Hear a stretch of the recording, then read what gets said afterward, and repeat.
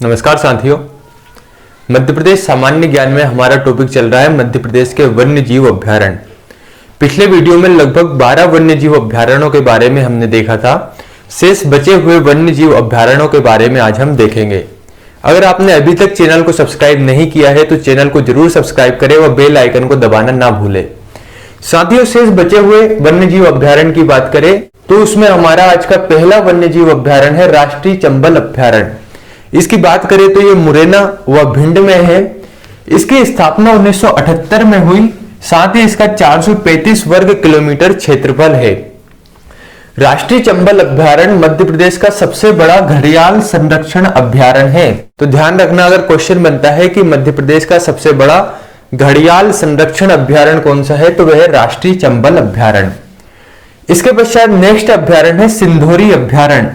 सिंधोरी, जिसका नाम कभी कभी सिंघोरी भी मिलता है, यह मध्य प्रदेश के रायसेन जिले में है। इसकी स्थापना 1976 में हुई। 1976 में इसकी स्थापना हुई या ये स्थापित हुआ। रायसेन के अब्दुल्लागंज में इसकी स्थापना की गई। साथ ही जो सिंधोरी अभ्यारण्य है इसमें बारना, जिसका कहीं कहीं नाम बरेनो भी मिलता है, ये बांध इसी अभ्यारण्य में है।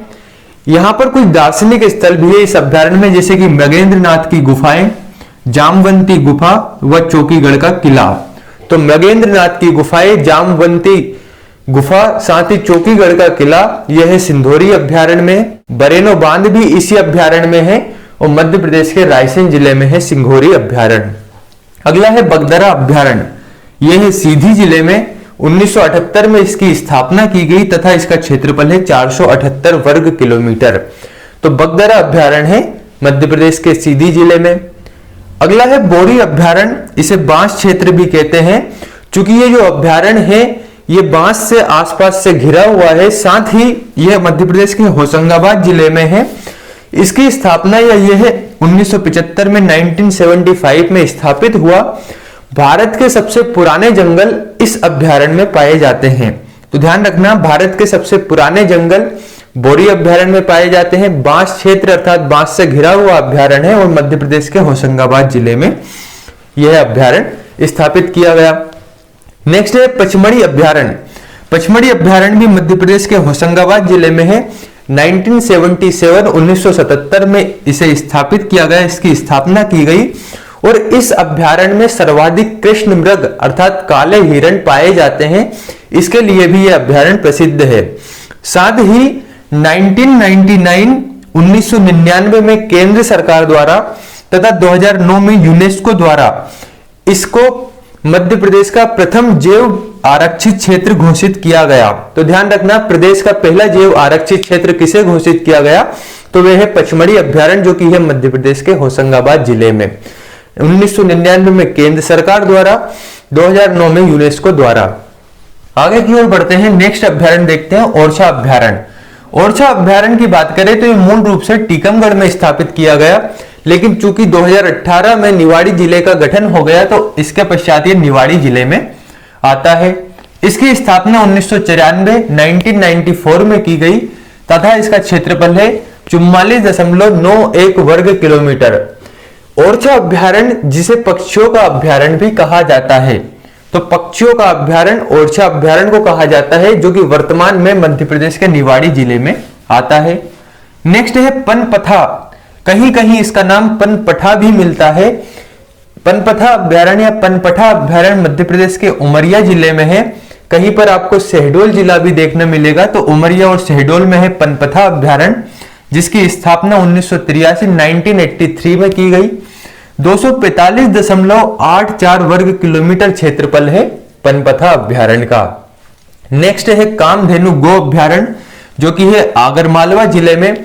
आगरमालवा की सुसनेर तहसील के सालरिया गांव में है कामधेनु गो अभ्यारण्य। तो कामधेनु गो अभ्यारण्य है आगरमालवा जिले में। इसकी अगर हम बात करें तो यह विश्व का पहला कामधेनु गो अभ्यारण्य है। साथ ही इसकी शुरुआत 24 दिसंबर 2012 को की गई और इसका शुभारंभ 27 सितंबर 2017 को किया गया। इसका क्षेत्रफल है 472.63 हेक्टेयर। तो कामधेनु गो अभ्यारण्य है आगरमालवा जिले में। विश्व का पहला गो अभ्यारण्य है कामधेनु गो अभ्यारण्य। नेक्स्ट बात करते हैं मोगली पेंच अभ्यारण्य जो कि है मध्य प्रदेश के सिवनी और छिंदवाड़ा जिले में, इसकी स्थापना 1977 में की गई। 118.473 वर्ग किलोमीटर इसका क्षेत्रफल है। अगला है गांधी सागर अभ्यारण्य, मध्य प्रदेश के मंदसौर व नीमच जिले की उत्तरी सीमा पर है गांधी सागर अभ्यारण्य।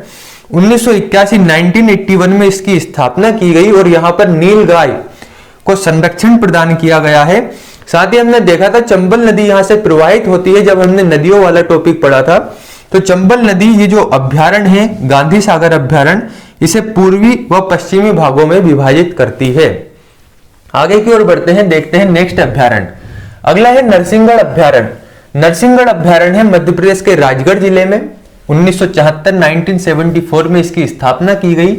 59.19 वर्ग किलोमीटर इसका क्षेत्रफल है। साथ ही इस अभ्यारण्य में एक तालाब है जिसे चीड़ीखो तालाब कहा जाता है। सन 1935 में 22 हेक्टेयर में चीड़ी के आकार के इस तालाब का निर्माण किया गया, जिसके कारण इसे चीड़ीखो तालाब कहा जाता है। तो चीड़ीखो तालाब है नरसिंहगढ़ अभ्यारण्य में, जो कि है राजगढ़ जिले में। अगला है रानी दुर्गावती अभ्यारण्य, मध्य प्रदेश के दमोह जिले में है। 1997 में इसकी स्थापना की गई और 23.97 वर्ग किलोमीटर इसका क्षेत्रफल है। आगे की ओर बढ़ते हैं, नेक्स्ट है गंगाव अभ्यारण्य, जो कि है पन्ना जिले में। 1979 में इसकी स्थापना की गई और इस अभ्यारण्य में अर्थात गंगाव अभ्यारण्य में, जो कि है पन्ना जिले में, यहाँ पर जंगली भैंसों को संरक्षण प्रदान किया गया है। आगे की ओर बढ़ते हैं, नेक्स्ट है मुकुंदपुर व्हाइट टाइगर सफारी या टाइगर सफारी, जो कि मध्य प्रदेश के सतना जिले में। यह प्रदेश की तथा विश्व की पहली टाइगर सफारी है। इसका उद्घाटन 3 अप्रैल 2016 को किया गया। साथ ही इस सफारी में रेस्क्यू सेंटर की स्थापना भी की गई। तो साथियों, मध्य प्रदेश के वन्य जीव अभ्यारण्य कंप्लीट होते हैं। अब इसके पश्चात जो प्रस्तावित अभ्यारण्य है इसको हम अगले वीडियो में देखेंगे। साथ ही इन सभी अभ्यारण्यों का हम यहाँ पर मध्य प्रदेश के मानचित्र के रूप में देखेंगे कि इनकी लोकेशन क्या है। और हमें यहाँ पर सभी के क्षेत्रफल याद नहीं रखना है, सिर्फ हमें उस अभ्यारण्य का नाम जो कि किस जिले में है एवं इसकी स्थापना कब की गई, साथ ही इससे संबंधित कौन सा महत्वपूर्ण पॉइंट है, और उन्हीं चीजों को हमने देखा है। तो मिलते हैं हम अगले वीडियो में। धन्यवाद।